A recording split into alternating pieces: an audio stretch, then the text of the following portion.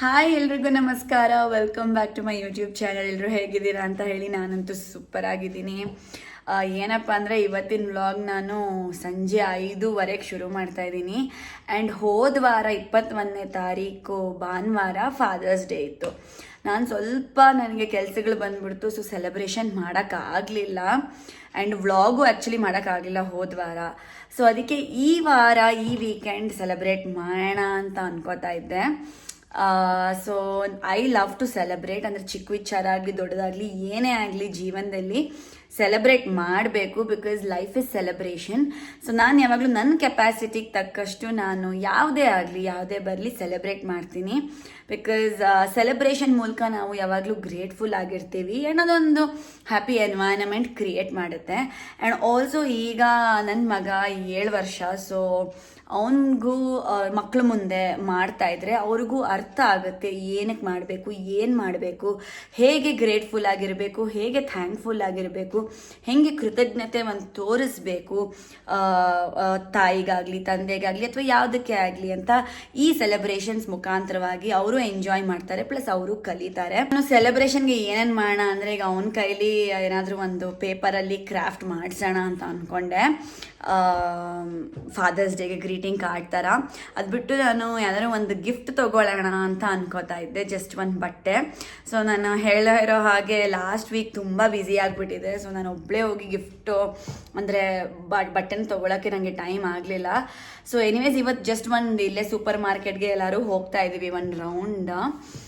Super ಮಾರ್ಕೆಟಲ್ಲೇ ಎಲ್ಲ ಬಟ್ಟೆ ಎಲ್ಲ ಇಟ್ಟಿರ್ತಾರೆ, ಅಲ್ಲೇ ಹಿಂಗಾದರೂ ಮಾಡಿ ಕಣ್ಣು ತಪ್ಪಿಸಿ ಸರ್ಪ್ರೈಸ್ ಥರ ತೊಗೊಳ್ಳೋಣ ಅಂತ ಪ್ಲ್ಯಾನ್ ಇದೆ.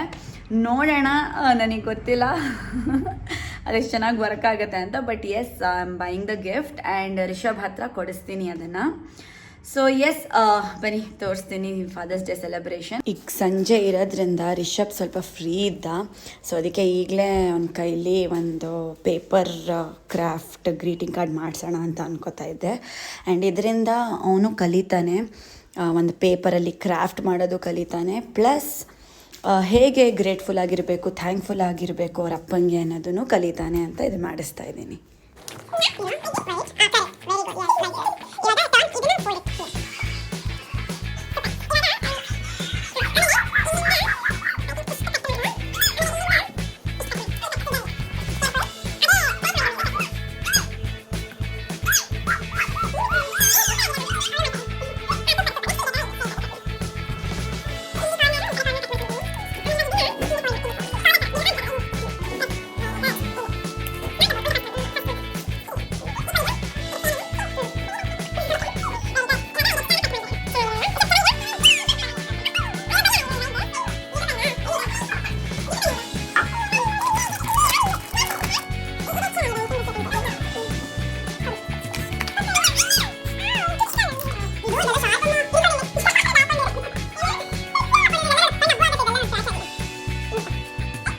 ಕ್ರಾಫ್ಟ್ ರೆಡಿ ಆಯಿತು, ಈಗ ಬರೆಯೋದೊಂದು ಬಾಕಿ ಇದೆ.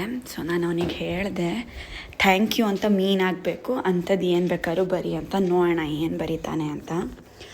ಸೊ ಅಪ್ಪನ ಪ್ರೀತಿ ಯಾವತ್ತೂ ನಮಗೆ ಕಾಣಿಸಲ್ಲ ಮೇಲ್ಗಡೆಗೆ ಅಲ್ವಾ. ಈಗ ಅಮ್ಮ ಇರೋ ರೀತಿ ಅಪ್ಪ ಹೊರಗಿಂದ ಅನಿಸಲ್ಲ, ಬಟ್ ಅದ್ರ ಹಿಂದೆ ಇರೋ ಸ್ಯಾಕ್ರಿಫೈಸು, ಹಾರ್ಡ್ ವರ್ಕು, ಅದ್ರ ಹಿಂದೆ ಇರೋ ಪ್ರೀತಿ ತುಂಬ ದೊಡ್ಡದು, ನಮಗೆ ಕಾಣಿಸಲ್ಲ ಅಷ್ಟೆ ಅಲ್ವಾ. ಏನು ಹೇಳ್ತೀರಾ?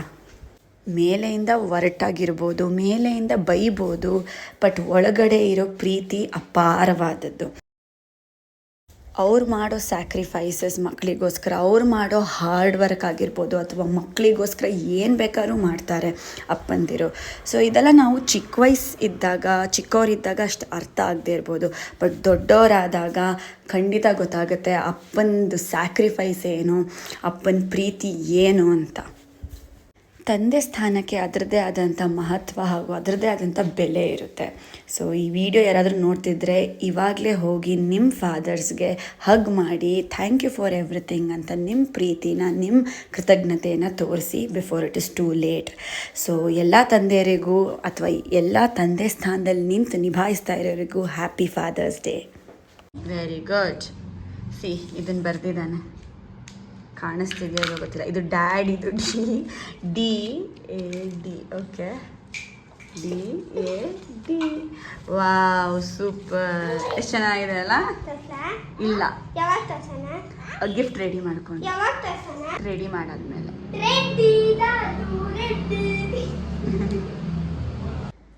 ಗೊತ್ತಿಲ್ದಂಗೆ ಇವಾಗ ತೊಗೊಂಡು ಬರೋದೇ ಇರೋದು. ಬಿಕಾಸ್ ಸರ್ಪ್ರೈಸ್ ಆ್ಯಂಡ್ ಗಿಫ್ಟ್ನ ಸ್ವಲ್ಪ ಸರ್ಪ್ರೈಸ್ ಆಗಿದ್ರೇ ಚೆನ್ನಾಗಿರುತ್ತೆ ಅಂತ.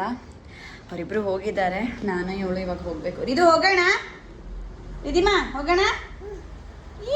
ಎಲ್ಲಿಗೆ ಹೋಗೋಣ? ಎಲ್ಲಿಗೆ ಹೋಗೋಣ? ಅವಳಿಗೆ ಖುಷಿ ಕಾರಲ್ಲಿ ಹೋಗೋಕ್ಕೆ. ಓಕೆ, ಸೊ ಬ್ಯಾಗ್ ತೊಗೊಂಡು ಹೋಗೋಣ.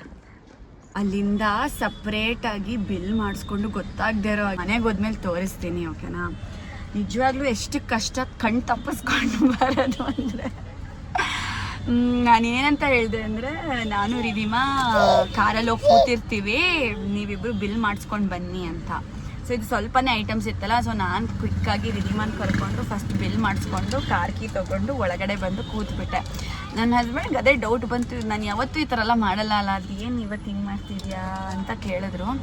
ಇಲ್ಲ, ಇವಳು ತುಂಬ ಖಯ ಅಂತಿದ್ಲಲ್ವ, ಅದಕ್ಕೇನೆ ಅಂತ ಹೇಳಿದ್ದೀನಿ. ಬಟ್ ಅದು ಡೌಟ್ ಬಂದಿರುತ್ತೆ.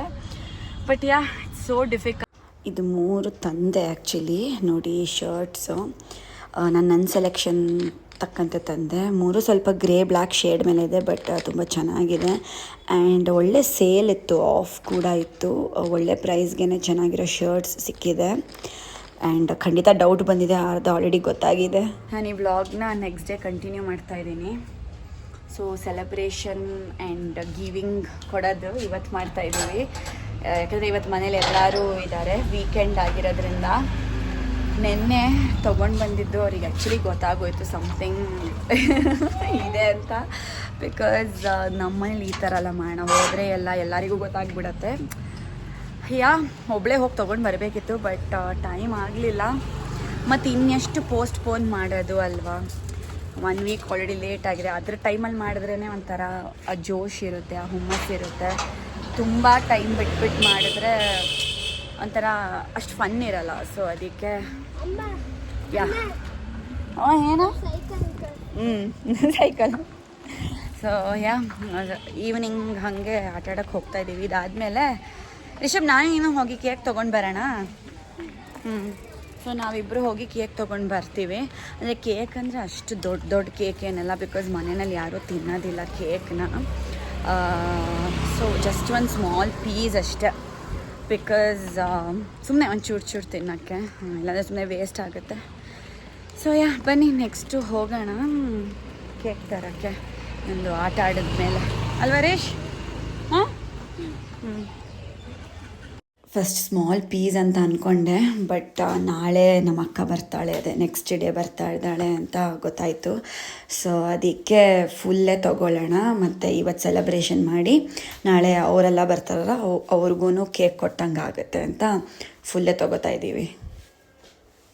ಇದು ಆಲ್ಮಂಡ್ ಚಾಕ್ಲೇಟ್ ಅಂತ, ತುಂಬ ಸಕ್ಕತ್ತಾಗಿರುತ್ತೆ ಟೇಸ್ಟ್ ಮಾತ್ರ. ಹ್ಯಾಪಿ ಫಾದರ್ಸ್ ಡೇ ಅಂತ ಬರ್ಸಿದ್ದೀನಿ. ನಾನು ರಿಷಬ್ ಹೋಗಿ ತೊಗೊಂಡು ಬಂದ್ವಿ. ನಮ್ಮ ರಿಷಬ್ ಅಂತೂ ಎಕ್ಸೈಟ್ ಆಗಿದ್ದಾನೆ ಅವ್ರ ಅಪ್ಪನಿಗೆ ಸರ್ಪ್ರೈಸ್ ಕೊಟ್ಟು ಕೇಕ್ ಕಟ್ ಮಾಡ್ಸೋಕ್ಕೆ. ಸೊ ಎಸ್, ನನ್ನ ಫಾದರ್ ಇದ್ದಿದ್ರೆ ಅವರಿಗೂ ನಾನು ಮಾಡಿರ್ತಾಯಿದ್ದೆ, ಬಟ್ ಅನ್ಫಾರ್ಚುನೇಟ್ಲಿ ಇಲ್ಲ. ಸೊ ಯಾರೆಲ್ಲ ನೋಡ್ತಿದ್ದಿದ್ರ ನಿಮ್ಮ ತಂದೆ ನಿಮ್ಮ ಜೊತೆ ಇದ್ದರೆ ಇವಾಗಲೇ ಹೋಗಿ ಅವ್ರಿಗೆ ಹಗ್ ಮಾಡಿ ಥ್ಯಾಂಕ್ ಯು ಅಂತ ಹೇಳಿ. ಸೊ ಇದಕ್ಕೇನು ಫಾದರ್ಸ್ ಡೇನೇ ಆಗಬೇಕಂತೇನಿಲ್ಲ, any time and every time ಒಂದು ಥ್ಯಾಂಕ್ ಯು ಹೇಳಿ, ಒಂದು ಪ್ರೀತಿ ತೋರಿಸಿ, ಒಂದು ಕೃತಜ್ಞತೆ ತೋರಿಸಿ. ಖುಷಿ ಆಗುತ್ತೆ, ನಿಮಗೂ ಖುಷಿ ಆಗುತ್ತೆ, ಅವರಿಗೂ ಖುಷಿ ಆಗುತ್ತೆ. ಸೊ ಬನ್ನಿ, ಎಲ್ಲ ರೆಡಿ ಮಾಡ್ಕೊಂಡಾಯಿತು. ಇವಾಗ ಹೋಗಿ ಕೇಕ್ ಕಟ್ ಮಾಡಿಸಿ ಕೇಕ್ ತಿನ್ನೋಣ.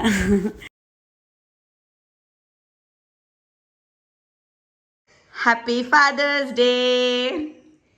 Happy Father's day. Happy Father's day.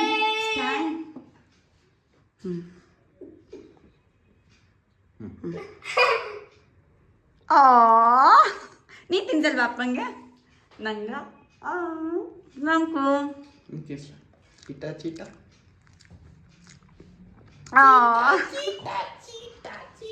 Rishabh, ನೀ ತಿನ್ಸ ಅಪ್ಪಂಗೆ ಒಂಚೂರು. He's your dad, no come. ಅಯ್ಯ, ಅಪ್ಪ ನಿಂಗೆ ತಿನ್ಸಿದ್ರಲ್ವಾ?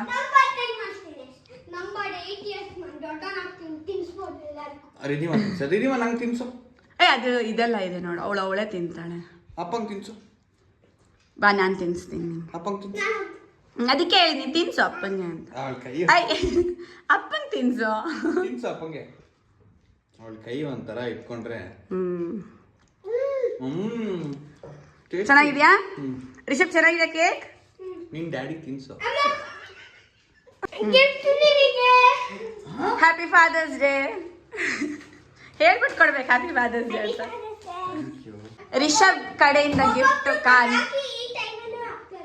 ಇದು ಮತ್ತೆ ಪ್ಯಾಂಟಾ ಅಲ್ಲ, ಏನು ಶರ್ಟ್ ಬ್ಲ್ಯಾಕ್ ಕೊಂಡು ಬಂದಿದ್ದು ಸುಕ್ಕಾಗೋದು. ಇನ್ನೊಂದಿದೆ. ಓ, ಅಲ್ಲಿ ತಗೊಂಡಿದ್ದ ಶರ್ಟಾ? ಚೆನ್ನಾಗಿದ್ಯಾ? ಇಷ್ಟ ಆಯ್ತಾ? ಯಾರು ಕೊಡ್ಸಿದ್ದು ರಿಷು? ನಾನು. Thank you guys. You're welcome. Happy Father's Day. Thanks for being a wonderful dad and please continue the same. Wonderful dad, wonderful husband, But this is Father's Day. Wonderful son. ವ್ಲಾಗ್ನ ಇಲ್ಲಿಗೆ ಎಂಡ್ ಮಾಡ್ತಾ ಇದ್ದೀನಿ. ಮತ್ತೆ ಸಿಗೋಣ ಹೊಸ ವ್ಲಾಗಲ್ಲಿ. ಅಲ್ಲಿ ತನಕ ಟೇಕ್ ಕೇರ್, ಬಾಯ್.